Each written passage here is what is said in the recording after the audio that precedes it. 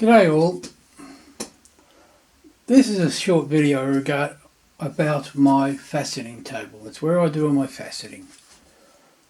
Alright, starting from from the right. Starting from the right, we have various dops. Some of them dopped up already, some of them are clear. On the right hand side here we have the male ones, which is all the flats, which you usually put onto the raw rough first off. These are various ones that are dopped up. Most of them are raw rough on flat top tops. And on the left hand side we have cones and V-shaped dops for when we do the crown. Here we have the super glue that I use.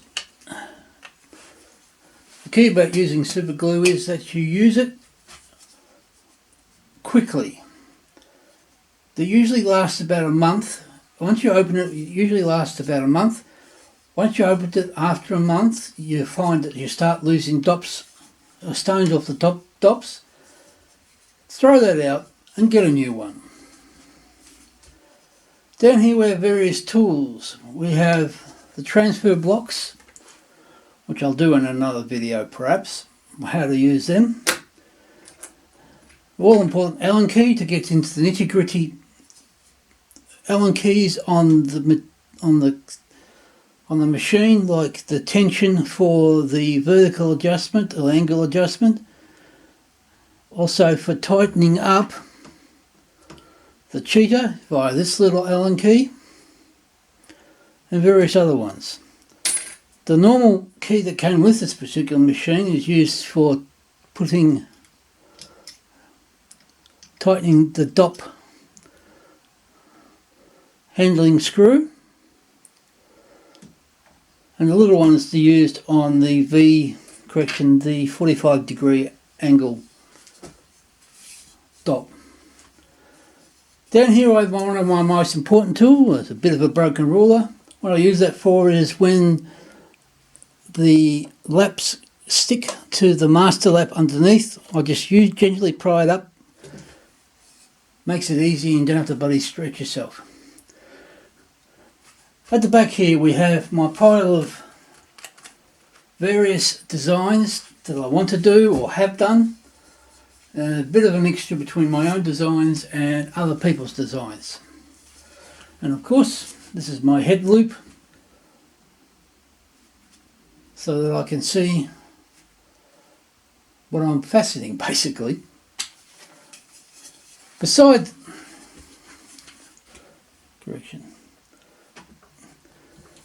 Now down here we have various other tools. We have a Sharpie for marking facets to see what area of the facet you are cutting at the particular time when you've lost track of where the facet is cutting. Also have some various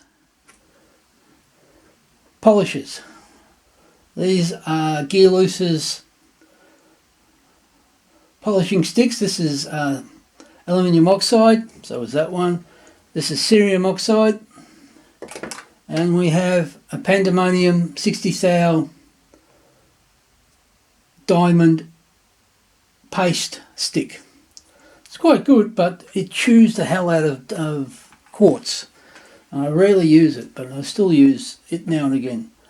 The normal 50,000 diamond spray. And when I can't get that, I get 60,000 diamond spray. We have here is a bit of dishwashing liquid.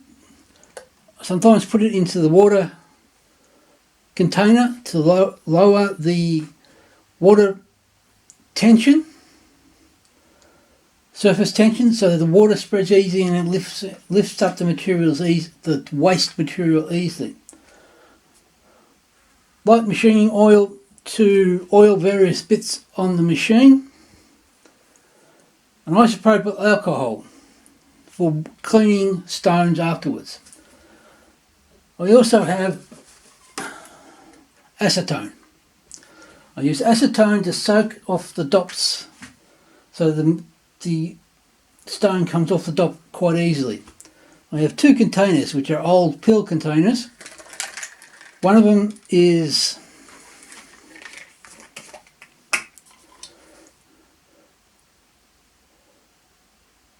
where I used it for the first soaking, and for cleaning this finished gem,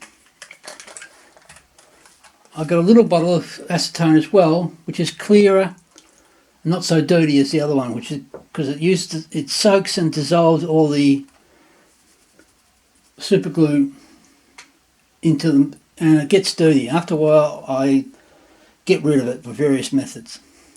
Also have a handheld loupe, which I very rarely use, and a pen to make notes and to see where I'm up to on various designs. Tweezers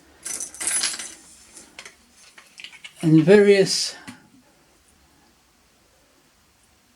gem grabbers to pick up the stone without putting my great big bloody fingerprints all over it.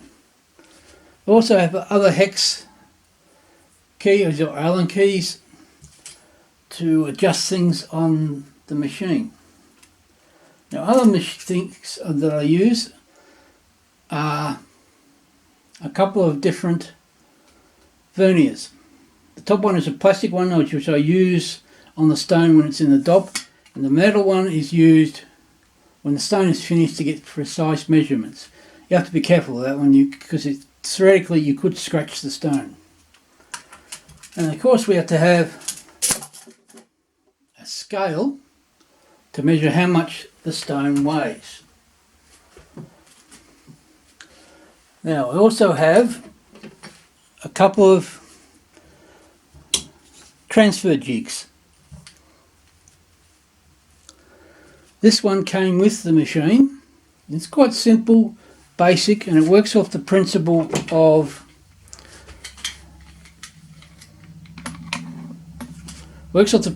that the dop is placed in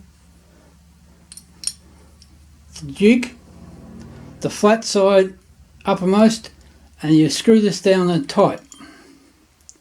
And you do the same the other end, and you usually have the stone in one way in the dop, and you transfer it onto a cone like that, and you glue that, and I usually leave it overnight to cure, and then I remove this one. I put it into the machine and I remove the flat top from the top of where the crown's going to go, and so the pavilion end holds the stone. Now I found that one to be a bit inaccurate, so I got a friend of mine bought one of this one off a friend of mine, which works slightly differently. Instead of being the flat uppermost, the flat is down, and that aligns flat to flat. Flat to flat. I find it a bit more accurate. The third jig I got is this one, which is just a simple square jig. The idea is you put a machine, put a dope in it, you push it against the flat, and that way you can then glue the top against the stone, which is parallel to the base. Comes in handy now and again. Now at the back I have my grinding laps. I have 180, this one, 360,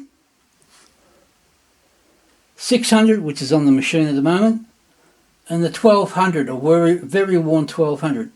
The 180 is for grinding big, rough down to shape. The 360 is to grind the shape out, a rough shaping.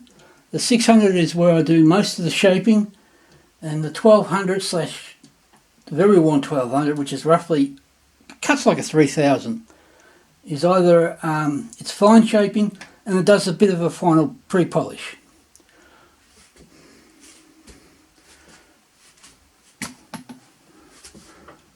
Yeah.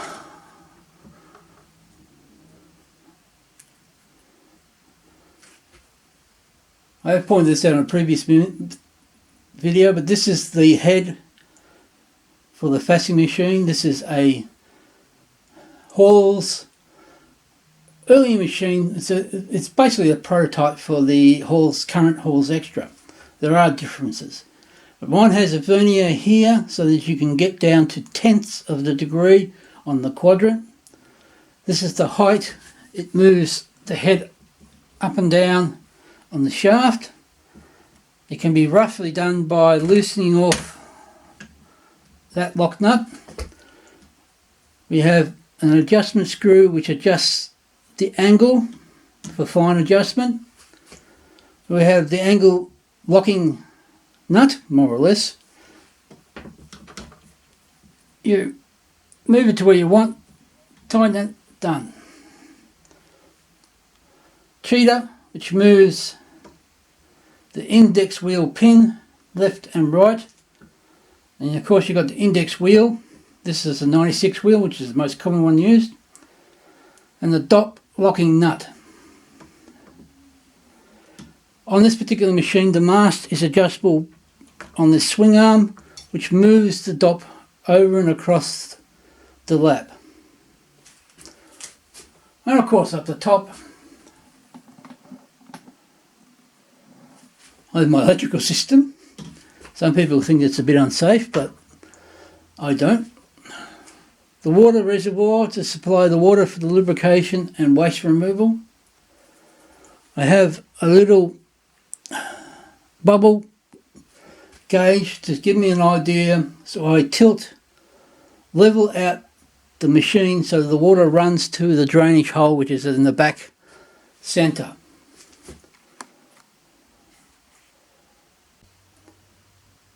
Okay, now for the other side of my machine. Once I start on the machine, water reservoir, the tap that supplies it. Down here there's a drain that goes to a bucket underneath the table. I have the sponge there to stop splashes hitting my mast, and I have a plastic cover which stops a lot of splashes, particularly at the medium speed. Underneath this is a 3-speed pulley machine. The motor has 1 speed. There are 3 diameters of pulley on that side and 3 diameters of pulley on that side, by which level of the pulleys determines what speed you are. But I usually use either the medium speed or the low speed. Low speed for polish, medium speed for everything else. At the back here we have my polishing laps. The most common one I use is my tin lap. I use it with the 50 or the 60,000 diamond. This one's been freshly cleaned, ready for a new lot of polish. I either use the diamond or the aluminium oxide, and sometimes the cerium oxide. 90% of my stones I polish on that thing. It's quite flexible and you can do most stones with it. The other one I got is a significantly heavier one. This is a type metal one, which is a lead based polishing stone. I use this mainly for the cerium oxide with quartzes. Even though it's marked 3000, I cleaned the 3000 off and made this my cerium oxide lap. 2 other laps, but I rarely use them. I have a Perspex lap. The Americans call it something else, which I can't remember. But it's just a clear plastic lap, polycarbonate, and it's not polycarbonate, it's something similar. And usually used with the cerium oxide on quartz. It works almost as well as the tin, but it's very slow, and I find it slow and annoying. The other one is a friend of mine gave me this lap to play with to see how it will work. It's a Vesconite, which is a bearing type material or plastic, similar to nylon or PTFE. I found it just as flexible as the tin, but its surface hardens up quite well, quite hard. It requires resurfacing every other stone basically to get it down to a surface suitable for the polish. And it's slow, so I really don't like it. I just use the tin.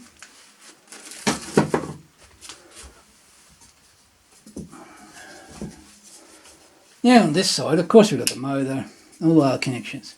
Tissues to wiping off the stuff so I can see what the facet's happening like as I'm grinding it. At the back we've got some 3M Scotch-Brite scrubbing pads. I use that to resurface the tin lap. This polish it all, scrape off all the old stuff. It works out quite well. Give it a good clean afterwards, of course. In my box of junk, I've got boxes of junk basically. I've got a dressing stick for dressing the laps to clean them, epoxy glue, which I rarely use, various other bits and pieces, a unopened, unused gear loose spat stick, aluminium oxide, same stuff as I've got over there. Also have a little blowtorch, which I use sometimes to remove the stone from the dop. Also, nail brush cleaning dops, usually in conjunction with some spray and wipe, kitchen cleaner, multi-purpose, or I use glass cleaner for the polishing laps, and a small water spray bottle, which is quite handy to put it down a little layer of water for the oxide polishes. And of course I've got some butane for my little blowtorch. Well, that's basically it, my faceting table. There is no one way of doing a faceting table, it's just what works for you. This works for me. If my situation was more permanent, I would do it differently, but this is the way it works for me in my particular situation at the moment. Anyway, I hope you found that informative, and hopefully I'll get some more videos out soon. Talk to you then, bye.